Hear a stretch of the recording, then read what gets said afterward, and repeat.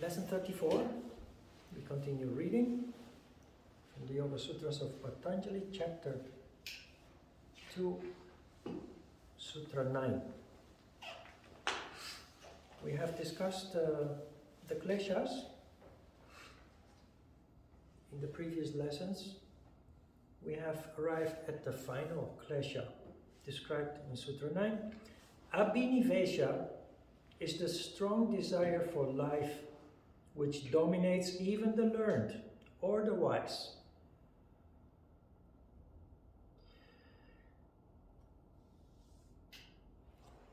When we describe the Kleshas, we call the last Klesha fear of death, fear in general. Patanjali has a very interesting description of fear, the strong desire for life. That's interesting because it tells us it's an instinct to survive. An instinct to survive is every species' strongest instinct, deepest instinct. So that is the essence of fear. He also comes to the conclusion that everybody is suffering from it. No exception. Even the learned or the wise. Fear is an instinct that for most people is uncontrollable.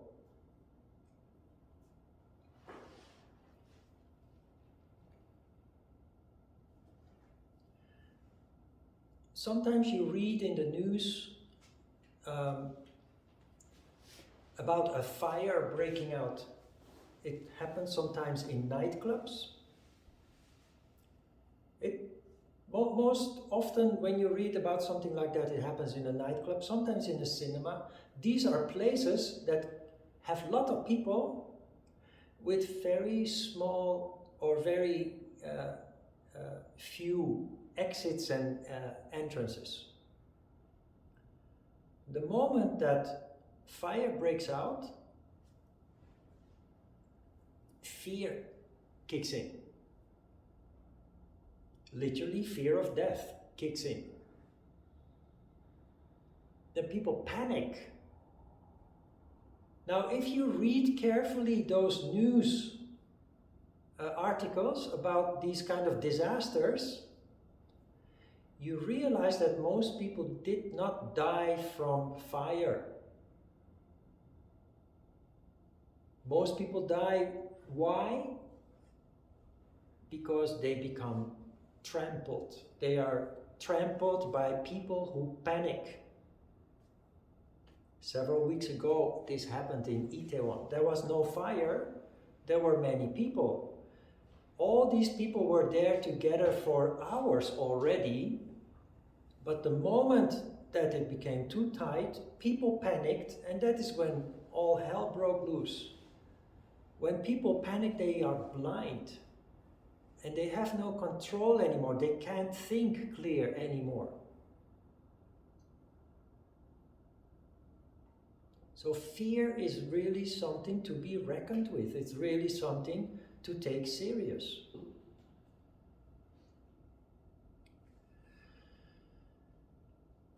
Fear is in the root chakra, Muladhara chakra. That is where your existence literally is rooted. So when your life is threatened, that instinct to survive will kick in. And you will fight or flight. And the reaction for most people is uncontrollable. That is why so many people die. There's so many interesting examples of fear. But the opposite of fear is courage. That's a quality of the crown chakra. With courage, when you are inspired, you can overrule fear. It's happening in Ukraine. Russia was considered the second most powerful army in the world. And Ukraine was nothing. A small country compared to Russia, with a much smaller population compared to Russia, and a much, much smaller and sophisticated army than Russia. But what is happening? Ukraine seems to be winning the war. It's not finished yet, but when you look at it from a human perspective, you see that the Russian soldiers, they don't even know why they are there. They're not fighting for a cause. They are forced to fight. So all they have left is fear of death. They have no hope. They have no courage. They don't even know why they are there. They're just afraid to die. Ukrainians, they die in large numbers too. But watch the videos, and what do you see? They are in high spirits. Literally, high spirits. They fight for a cause. They fight for their motherland. They fight a war that was very unjustly started for no reason. Ukraine hadn't done anything wrong to Russia to justify the war. The Ukrainian soldiers, they have fear of dying too, but they have something that the Russians don't have. They have courage because they are inspired. They fight for their existence. They fight for their country. They fight for their culture. You see the difference? The Russians are paralyzed by fear.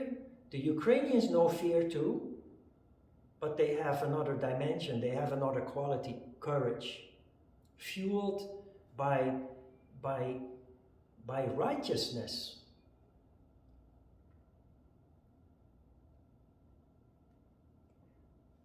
And we talked about the bully sergeant in the introduction. Remember? Whose purpose it is to force you to overcome fear by making you angry. When you don't dare to do something dangerous, and fighting a war, everything is dangerous. And many people die. So very, very dangerous.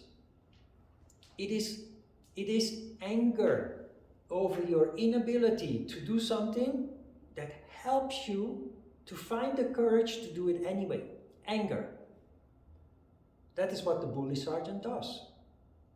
You see also this in relation to the war in Russia, in Ukraine. The Ukrainians are angry because the Russians invaded their country for no reason. But the Russians, they don't have anger. They are there because they were sent there, and they are basically killing their own brothers. The Russians and the Ukrainians are almost one people, and they have been for centuries.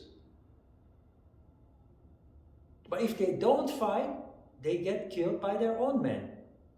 And if they fight, they get killed by the Ukrainians. Very difficult situation for them. I almost feel for them if it were not for the fact that they are in a country where they shouldn't be. Killing, raping, on a horrible scale, torturing people. You see how this works? Fear and courage.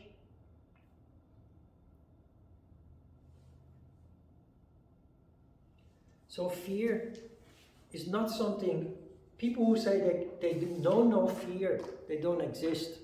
But you know, as a yogi, you have courage because your crown chakra is fueled because of your practice. And this means if you would have been in Itaewon, you would have smelled the danger already before it happened.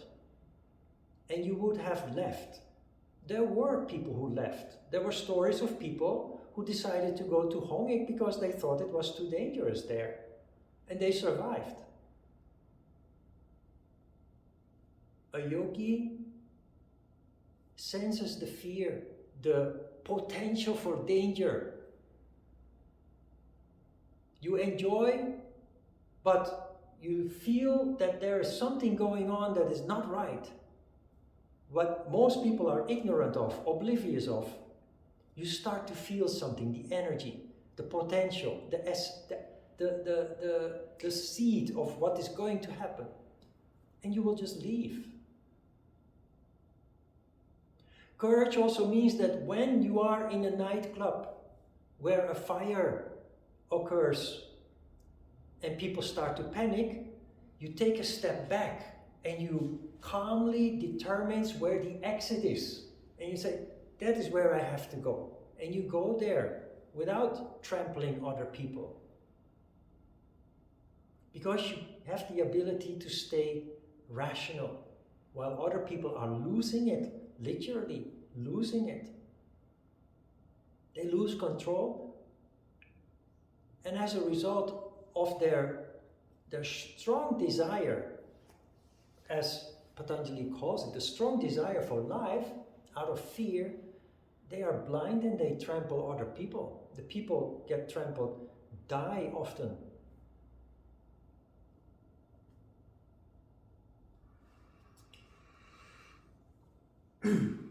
What to do in the case of fear when you're dealing with it on a personal level is, I hope, is clear. That is to reflect on your fear. Why are you experiencing that fear? And then to feel clumsy about it. Because you realize your fear, you realize it's not necessary.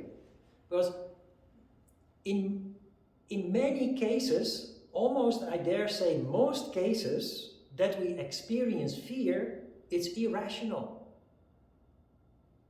There are only occasional real situations where you experience fear that it is also really warranted, warning you of a real danger. But very often fear is just doubt or shyness. Shyness to communicate with people, which can be debilitating. I was very shy as a teenager. But instead of suffering from my shyness, I put my foot down. Because I didn't want to be isolated from other people because I didn't dare to communicate. So what did I do? I started working in a shop. I worked in a health food shop, in an organic shop for about 6 years. And I loved it. Because I did something that I was passionate about. And the customers loved me to work there. They often thought I was the owner or the boss. Because of the way that I conducted myself. I overcame my shyness by confronting myself with it. By saying to myself, this is not acceptable. If I don't overcome this, I will suffer from this for the rest of my life. And I'm sitting in front. Now there are 5 people in this class. Before Corona, my classes always had more than 20 people, sometimes more than 30. And there's no shyness. I go into a zone and there's no ego. There's just inspiration. But it started with that anger, that feeling of the clumsiness of not being able to overcome the shyness. And that affecting you in your daily life, in your social life. And say, no, not anymore. I'm gonna do something about it. And instead of staying away from people, I found people. In the shop, I just forced myself to work with people, face people.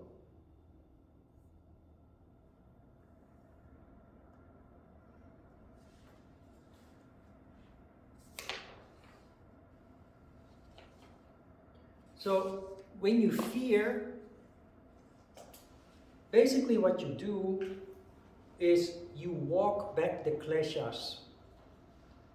Kleshas start with ignorance, lead to egoism, then attachment, then hatred, and you end up getting paralyzed, getting stuck in fear. Most people live in that condition.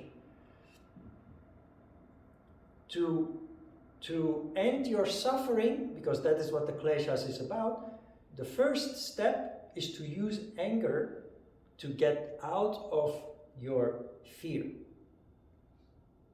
The bully sergeant does that with the recruits. We as yogis do that with ourselves. You reverse the Kleshas back to the origin, ignorance. But hate, that is not the end station, because hate is also not good. If you allow yourself to drown in hate, in anger, you poison yourself. What does the bully sergeant do? Once he has accomplished his goal by making you overcome your fear and become a skillful soldier that can overcome fear and can enter into battle without being scared of explosions, he will then reverse back to the previous klesha, attachment. If you watch those movies where bully sergeants are turning recruits into soldiers, into warriors, it always looks like this. The recruits arrive, they are being stripped of their identity by everybody wearing the same uniform, their hair is being shaven, and they have to do the training, the military training. The bully sergeant bullies them until they have no fear anymore.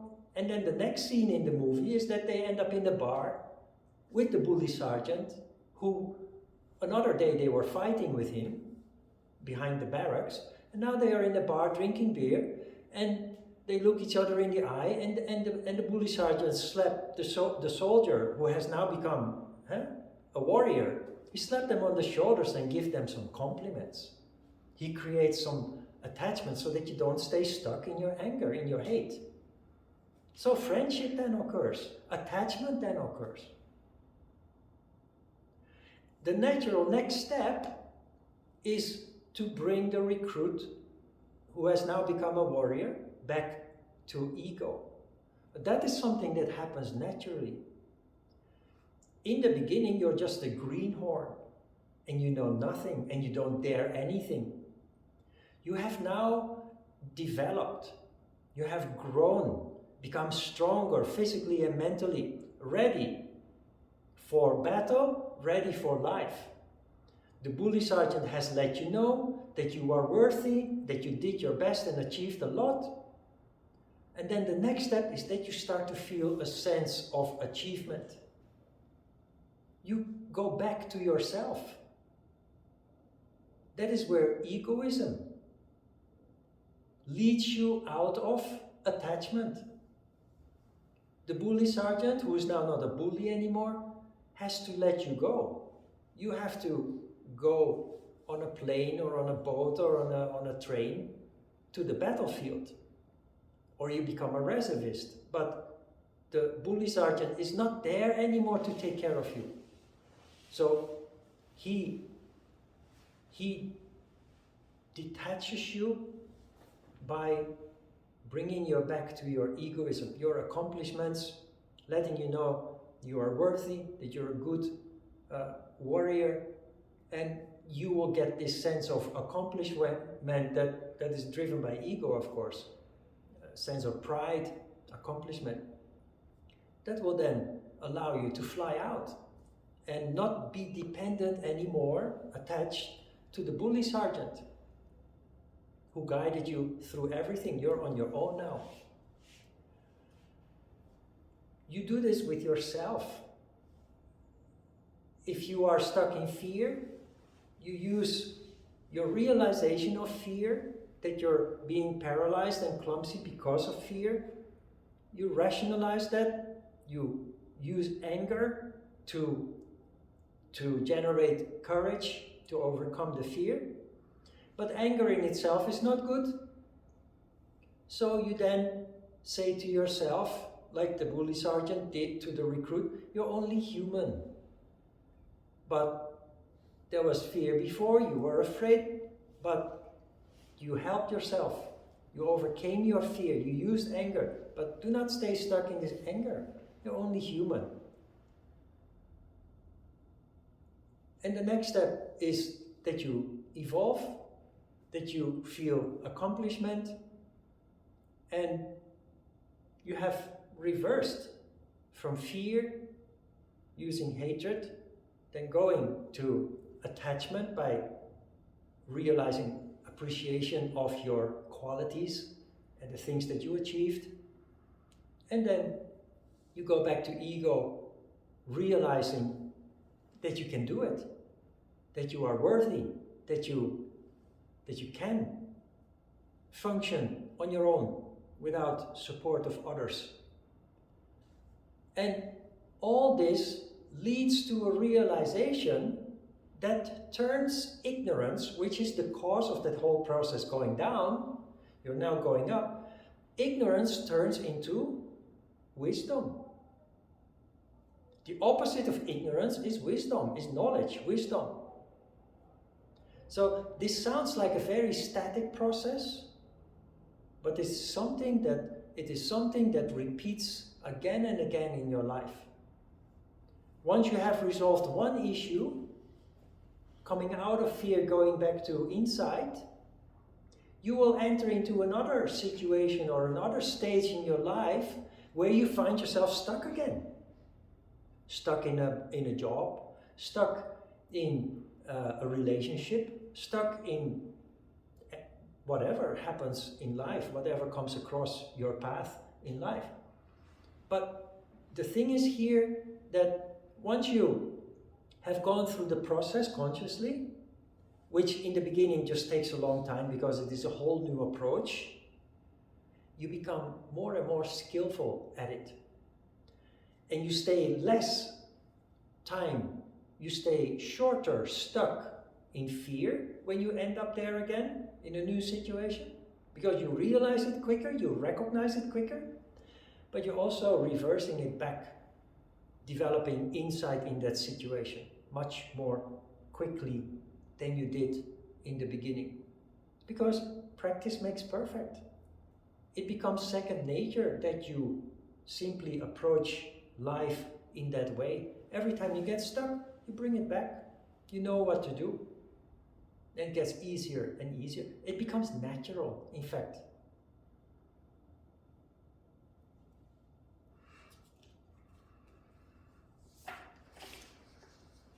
Sutra 11, their active modifications are to be suppressed by meditation.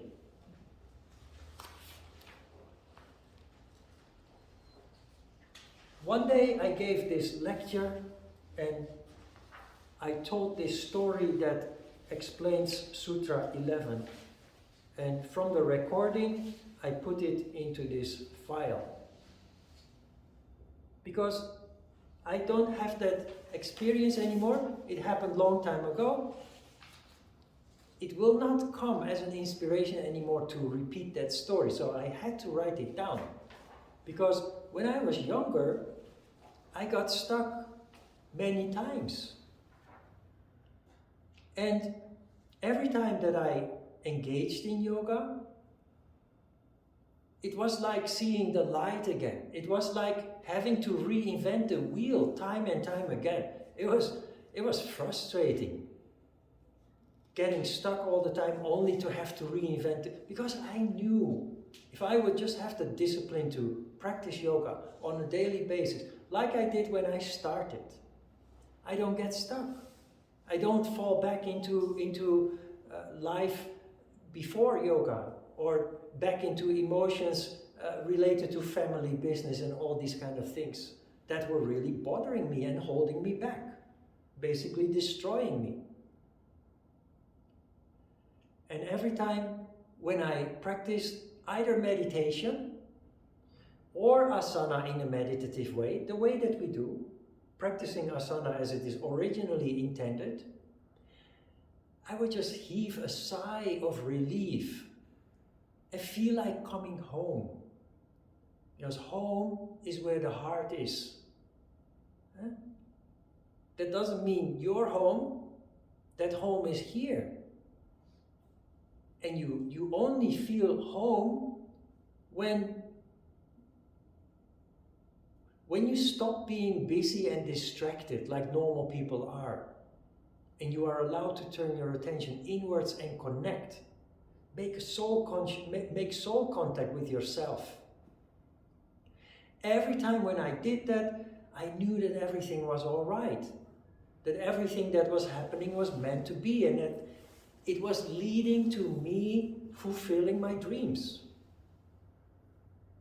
I just got lost because karma from the past kept catching up with me. But it only happened when I was not practicing yoga. It made me realize that meditation, or traditional yoga done right, that is not a luxury as many people think. Yoga is a trend, is a fashion, is something you belong to. No, it's of huge practical value, and everybody should do it. They should teach it in schools. The world would be a totally different place if more people practiced yoga.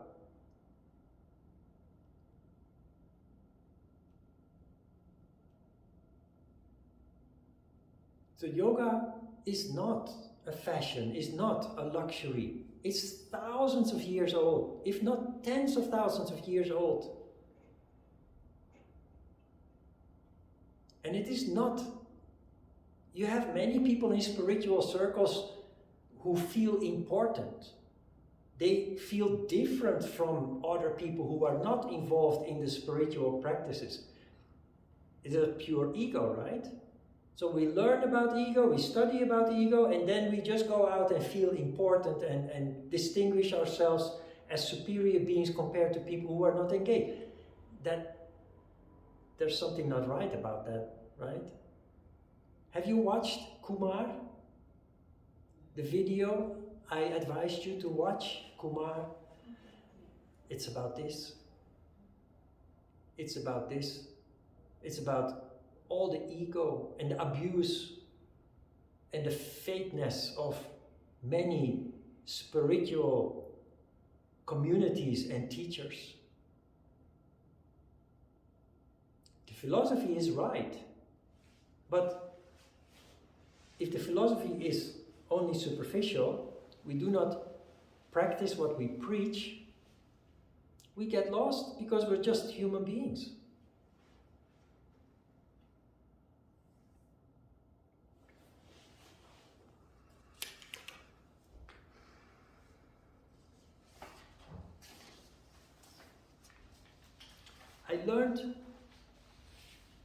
I learned to be patient. I told you about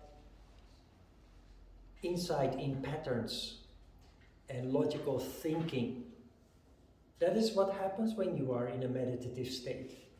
Then you realize that you may be damaged, traumatized, or any other form of distracted, but you can heal it. You can repair it. Not in one day, not in 1 week. It will take years.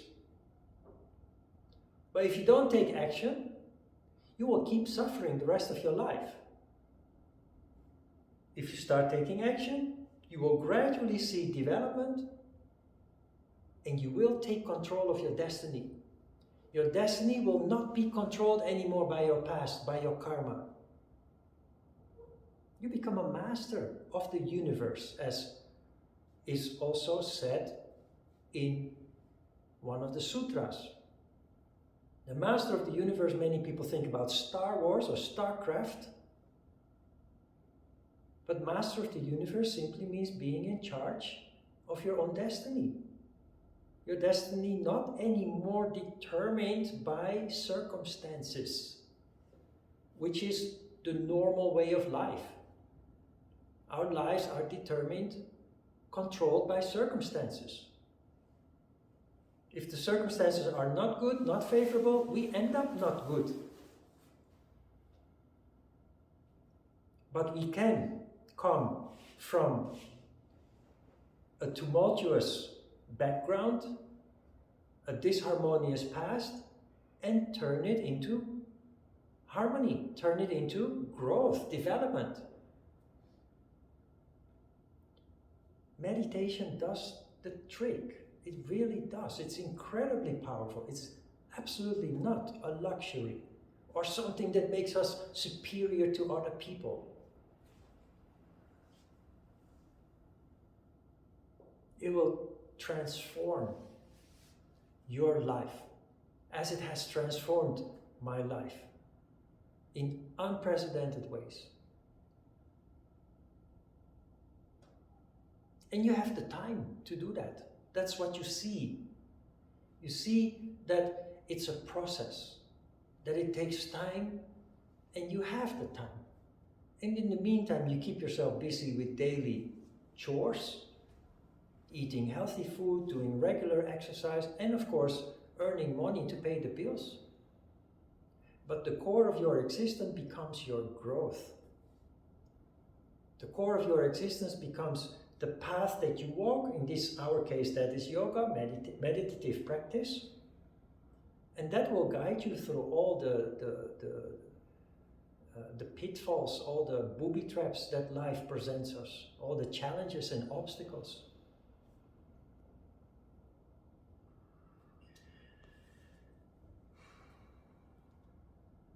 Why do we need to abolish the Kleshas, Sutra 12? The reservoir of karmas, which are rooted in Kleshas, brings all kinds of experiences in the present and future lives. Now, many people grow up, I did too when I was younger, asking ourselves, why am I so miserable while other people seem to have it so much better? While other people seem to be doing so much better. First of all, the grass always looks greener across the fence. That is an American expression, English expression, where when you compare yourself with other people, they seem to be happier than you. While when they look at you, you seem to be happier than they. So that is just an unfair comparison. But we are all born with a backpack of karma. And that karma will manifest during your lifetime. Now, the Kleshas kind of reflect that. When we are in an ignorant condition, we suffer all our lives because of egoism, attachment, emotions, anger, hatred, and fear, very much.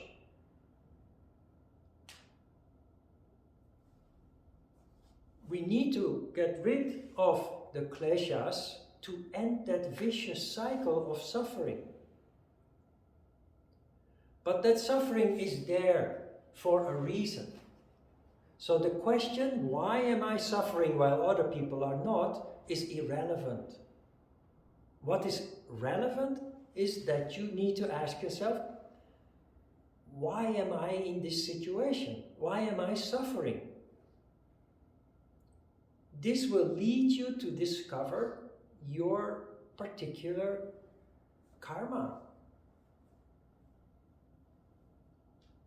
And when you are in that process, when you start to realize things, that will give you a handle to change it. And when you change it, you will gradually reduce your suffering. You will gradually avoid the situations that are triggered by your karma. You now start to see, you start to recognize, you start to see the patterns in your behavior, your reactions. And when you are aware of that, when you realize that, it gives you the tool to take control of it and to avoid it as a result.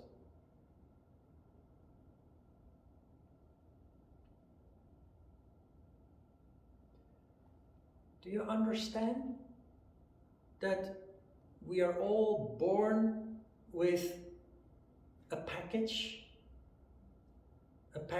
of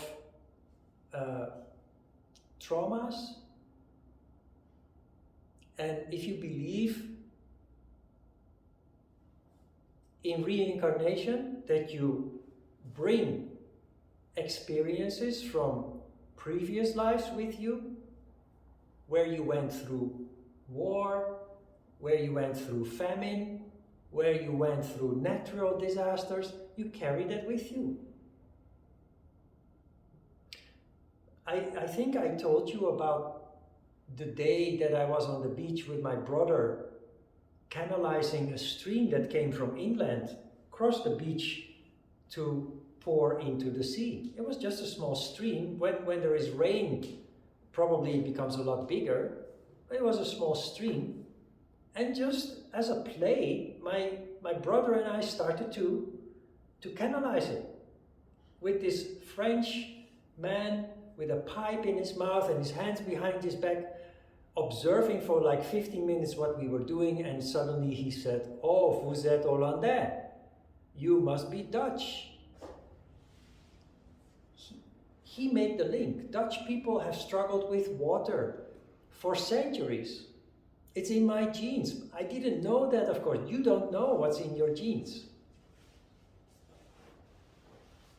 But so interesting that you carry that with you, even though you have not lived through.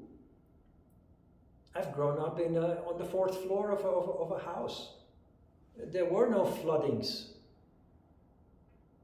Hundreds of years ago, there were huge floodings. In 1953, there was a huge flooding where thousands of people died. Because the Netherlands is under the sea level. So the Dutch have, throughout the centuries, struggled with water management, water control. They are everywhere in the world helping countries with water construction works. The Incheon airport was built on an island created by the Dutch. The Hong Kong airport the same. Because we are masters at waterworks. Out of fear, out of necessity. And my brother and I, just determined by our genes, we just started to canalize that water. Nobody else cared. Because they do not have that trauma with them. That is karma from a previous life. It's okay if you don't believe in previous lives. That's really not important. There's a lot of karma from this life too, from the moment that you were born. And you're dealing with that too.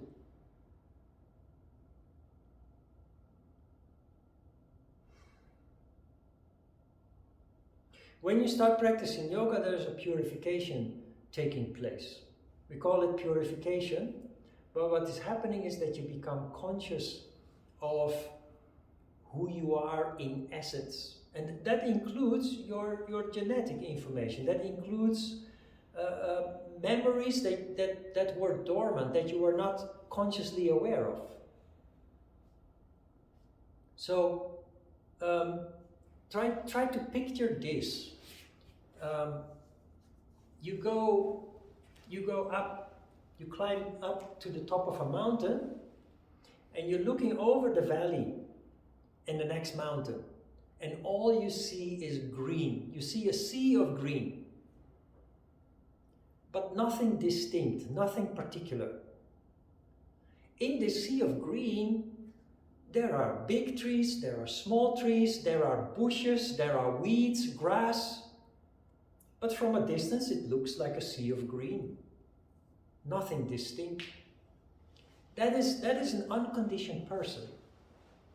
An unconditioned person is a sea of karma, and you don't realize any of it. You can't see any of it.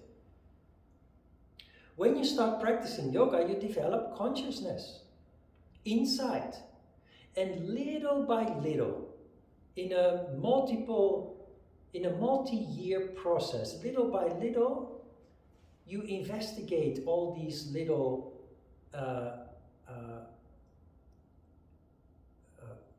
realizations that you have, when because life daily life becomes a playground in which you constantly test yourself. While we live ignorant before, we now are aware of what is happening. We start to see the law of cause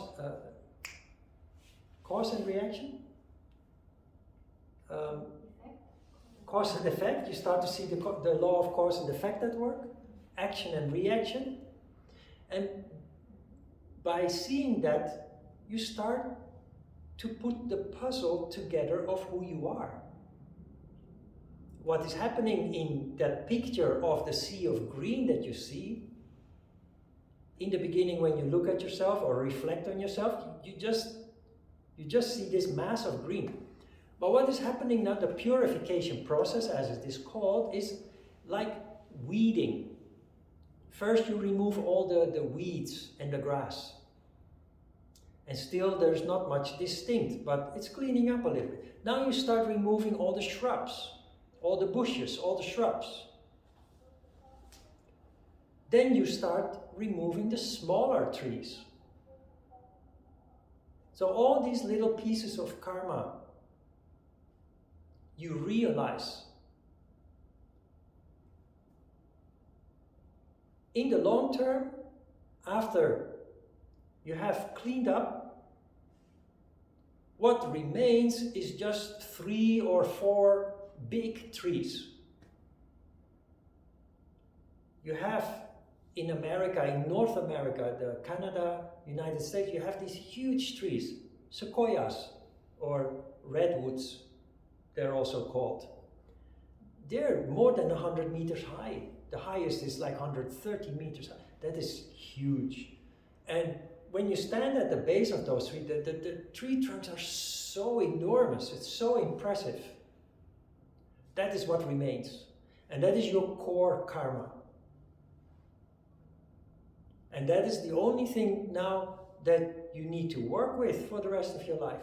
All the rest is manageable because you have realized it. That is what purification means. In the beginning, you're lost. You don't see anything other than a huge sea of green, or just feeling just generally miserable without actually understanding why. You clean up, you purify, as yoga calls it, and you start to become aware of your core karma. And in the process, life becomes just so much simpler, easier, and void of misery and suffering. It still exists, of course. We'll never stop being human, but you get a very good handle on everything, including yourself, your past, and your future. When you understand your past, you also see your future, where you are going with all this. Questions?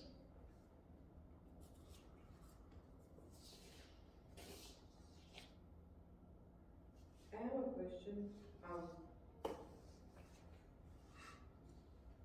So let's say that you go through traumatic experiences, right? Yeah. Which makes you have fears towards life, you can say. Yep. And I was listening to the previous class from Saturday, when you were saying that you attract things based on your energy, right? So maybe because your energy or the energy that you're having, then you're attracting certain things Yes. in your life. And how can that be explained to a person that has gone through like really traumatic things? Because that just sounds. Say again, sorry. Sorry, that's what I was. How can you explain that to a person that has gone through really traumatic things? Yeah. Like the loss of a child, or Yeah. the loss of their son. Yeah. Being like, well, your energy maybe was calming, not specifically that, but like, they will think you're crazy, right? If you say like, maybe this is a karma, or I don't know, the fear that this will create, you can rationalize it and get over it in the That's something that, I don't know if I explained myself, like that action is so Yeah, inconceivable. no, that like, question just comes up very often. That question comes up very often. There are things that are very hard to explain. Why did a baby get sexually abused? What did the baby do wrong? Right. For example, this is very hard to explain. But one reason why we think of something like that is ego. Right? We identify with it, we see the horrible pain that is inflicted, damage that is done, the trauma, etc.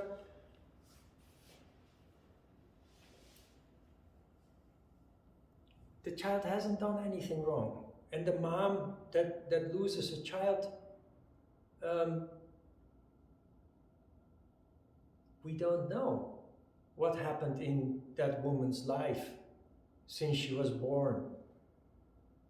But if we can strip the experience or the event, the happening of ego and emotions, we see rationally something has happened. And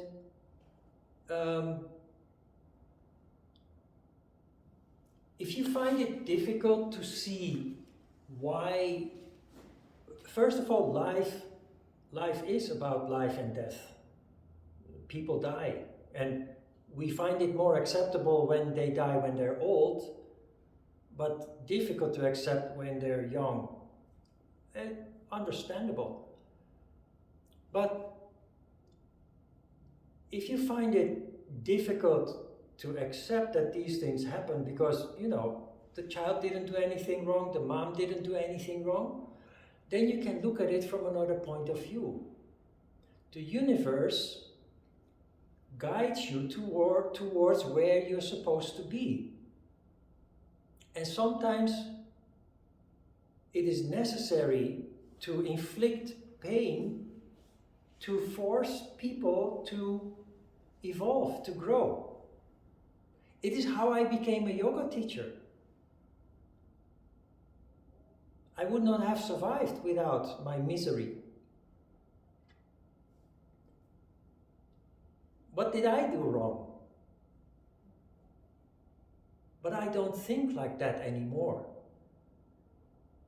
I turned lemons into lemonade. I turned my misery into something positive and constructive. And many people, also those subject to horrible abuse or traumatic experiences, they do that too. And if not in this life, in the next life. Because it empowers people. It inspires people. Not all. There are people who can't handle it and they go down. They get a chance in another life. And they will have that trauma in their backpack. But in the end, we will all turn into beautiful beings that function based on soul consciousness. And I can see the pattern that when I am off the track, losing discipline, losing my path, some kind of misery will occur, bigger or smaller. Some tragedy will occur that puts me back on track again. That makes me realize that I should not leave track again. Because I don't want that misery anymore. I don't want that suffering anymore. But your question is very valid. Because if you think about the things that I'm saying here about karma and so on, things happening in life for a reason and a purpose, you think, yeah, but what about that little child that just got raped or even worse? What did the Ukrainians do wrong to deserve all this torture, rape, and killing? if you look at it from that bigger perspective, a national perspective, you can see that there is a national karma too, and there is a global karma too, that are all at work. The situation in Ukraine didn't just occur just like that. It's something that has been brewing for hundreds of years. And it erupted in this conflict. And many good things will come out of this conflict. It's ironic to say, or sad, or maybe cynical to say. But this war will, Ukraine will, it's very sad, it's tragic, but Ukraine will flourish for generations to come as a result of what is happening now, all this suffering. The other side of the coin is that the Russian society, even all those people that never went to Ukraine to kill people, Russian society as a whole will suffer from what they did in Ukraine for generations to come. I can already see that. So that is not personal, that is national karma. There are many innocent people in Russia. They haven't done anything wrong, but they are part of that karma. They are part of that. They still have something in their backpack that made them being part of this confrontation. You understand a little bit how karma works? Many people think that karma is that if I do something bad will happen to me. But this is a very crude explanation of how karma works. Karma works on every level of this globe and even of the universe.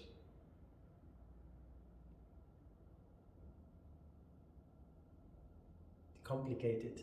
This is more for an advanced yoga class, but to come back to your question, that is just a very valid question. But try to understand that it is especially emotion that makes it difficult to accept or difficult to understand. But we are in a process. Every human being is in a process. Every country is in a process. The globe is in a process. It's 2 steps forward, 1 step back. Without 1 step back, we cannot make the next 2 steps forward, because it is always the step back that makes us awake again, that makes us motivated again to go forward. If you want to grow, if you want to develop, if you want to improve, you have to accept that there are always setbacks. If you understand that, you will not suffer from those setbacks. You will see them as opportunities to take the next jump forward. You see that? Because suffering is ego. Oh, look at pitiful me. But if you're confronted with obstacle, with some form of misery, and you see it for what it is, you see an opportunity to grow. You see an opportunity to manifest characteristics that you didn't even know you possessed. It brings out the best in the right people.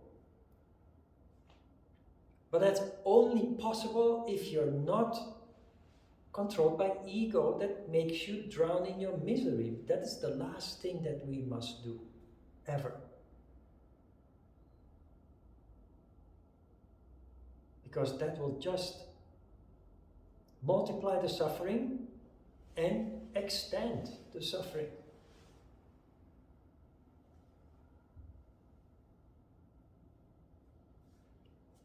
Let's have a short break.